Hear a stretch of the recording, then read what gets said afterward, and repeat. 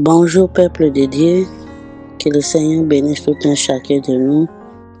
Je viens partager le message que j'ai eu hier. Aujourd'hui c'est vendredi le 6 juin 2025. Mais hier, jeudi 5 juin 2025, je me suis réveillé avec un songe qui peut bénir quelqu'un. C'est pour cela que j'aimerais en partager. Nous prions d'abord. Pardonne-moi mes fautes, Seigneur. Pardonne les pensées de mon cœur. Purifie-moi de toute souillure. Seigneur, remplis-moi de ton Esprit Saint et accompagne le message. Que rien ne soit ajouté ou retranché de ce que tu m'as montré, Seigneur.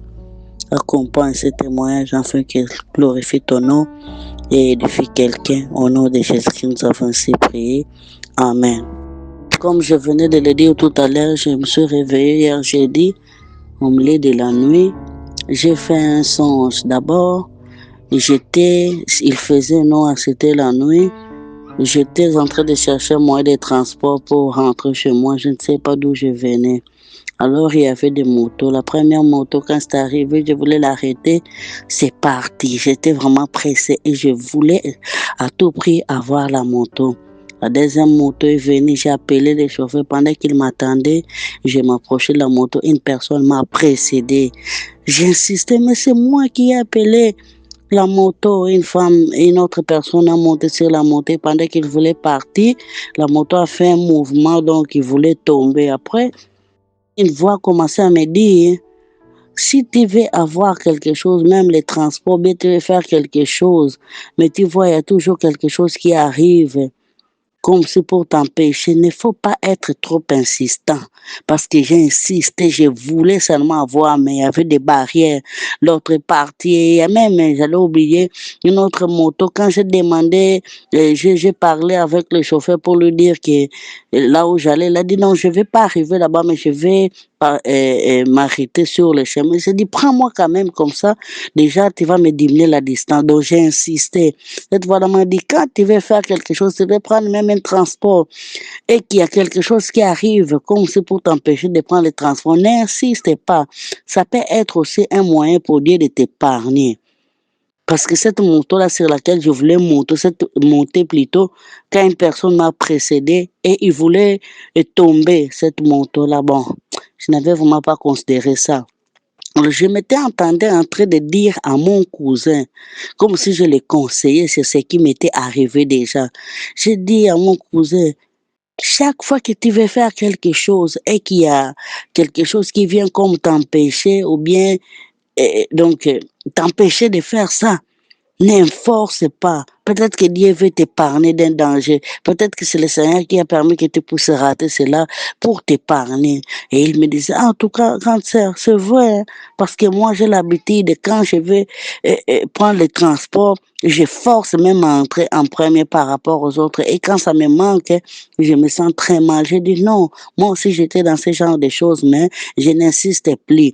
Je laisse le Saint-Esprit agir. Quand il me permet de prendre un transport, je monte. Mais quand je vois déjà quelque chose qui vient comme pour m'empêcher, je n'insiste pas là-dessus. Alors, c'était passé. Je me suis vu sortir dans une salle. Donc, il y avait comme une maison. Je ne sais pas comment les décrire, mais il y avait des chambres. Alors, pendant que j'étais dans le couloir pour chercher à sortir dehors, j'ai entendu du couloir, j'étais dans une salle qui était dans cette maison-là, il y avait beaucoup de gens. Un homme en train de témoigner sur moi. Cet homme-là, c'est un serviteur de Dieu. Il disait aux autres, ah, la sœur là, j'ai déjà suivi ses prédications. Le comme je ne sais pas si je prêchais dans la rue ou bien quelque part. Il avait suivi ma prédication et il avait dit, j'ai dit atteindre même mon téléphone pour suivre cette prédication-là. Il parlait sur l'Apocalypse et je prenais des notes. Pendant que je sortais de là, j'étais dans le couloir, j'étais contente du fait que ces pasteurs-là parlaient en bien de moi. Dès que je suis sortie maintenant à l'extérieur, j'ai vu une colombe qui venait pour se poser sur mon épaule.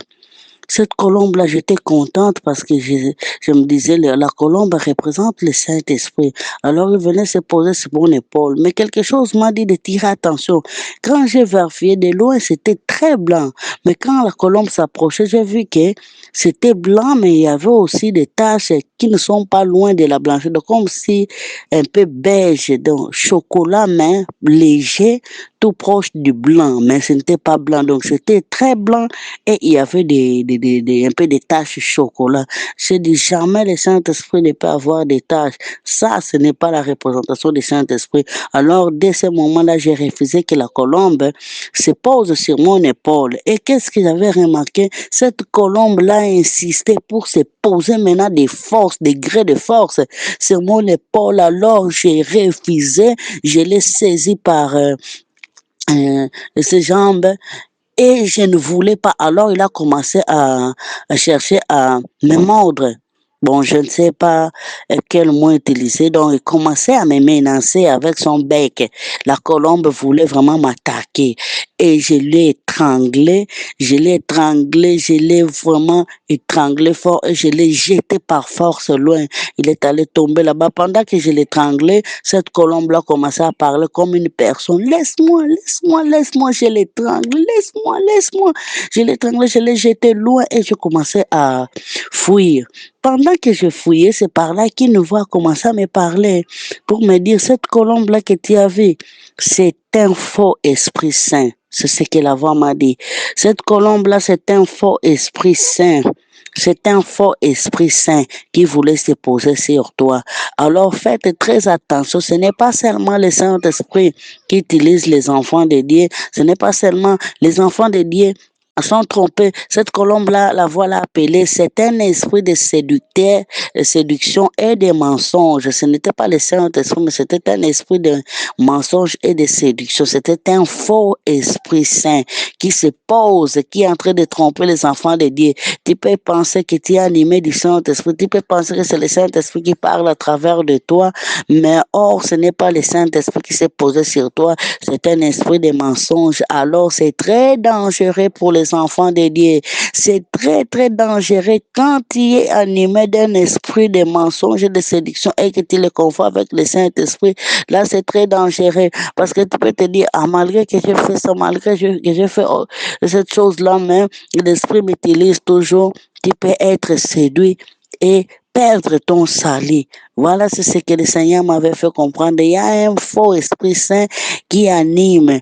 Et puis, c'était soutenu par la parole de Dieu qui dit on doit faire très attention, on doit demander l'esprit de discernement en tout moment pour savoir discerner quel esprit qui parle en vous, quel esprit qui vous anime à ce moment-là, puisque la même personne que le Saint-Esprit utilisait auparavant, Pierre, quand Jésus l'avait demandé qui suis, qu'est-ce que les gens disent de moi, l'esprit de Dieu l'avait saisi et il avait dit tu es le Messie. Jésus-Christ avait reconnu le Saint-Esprit pour dire que ce que tu dis, ce n'est pas la chair qui t'a révélé, mais c'est l'esprit de mon Père.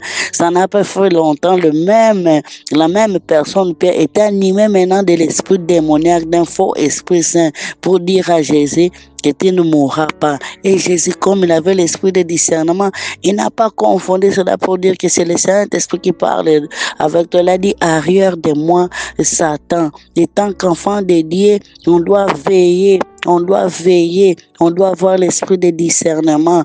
Tout ce qui peut t'animer, tu vois une idée te passer en tête de faire quelque chose, même si c'est pour Dieu, il faut bien discerner parce qu'il y a un esprit de mensonge, il y a un esprit de séduction qui est en train de s'envoler pour chercher à se poser sur les enfants de Dieu. Donc pendant que j'étais joyeuse, qu'on était en train de témoigner positivement sur moi, alors cet esprit-là voulait venir se poser sur moi. Or c'était un esprit de mensonges, esprit de séduction. Heureusement que le Saint-Esprit Dieu m'avait fait grâce pour comprendre que le Saint-Esprit de Dieu n'a pas de tâche. L'esprit de la colombe représentant le Saint-Esprit n'a pas de tâche. Il ne peut pas venir t'inspirer de quelque chose et qui va à l'encontre de la parole de Dieu.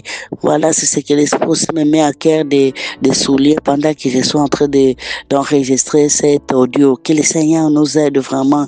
Le temps où nous sommes, le diable sait qu'il lui reste peu de temps. Il cherche par tous les moyens à nous nous embrayer, même en se présentant comme si c'était le Saint-Esprit pour nous donner des instructions sur comment servir Dieu, comment vivre avec Dieu. Or, c'est un faux esprit de Dieu, c'est un faux Saint-Esprit. Que le Seigneur nous accorde le discernement, que le Seigneur bénisse tout un chacun. Merci beaucoup.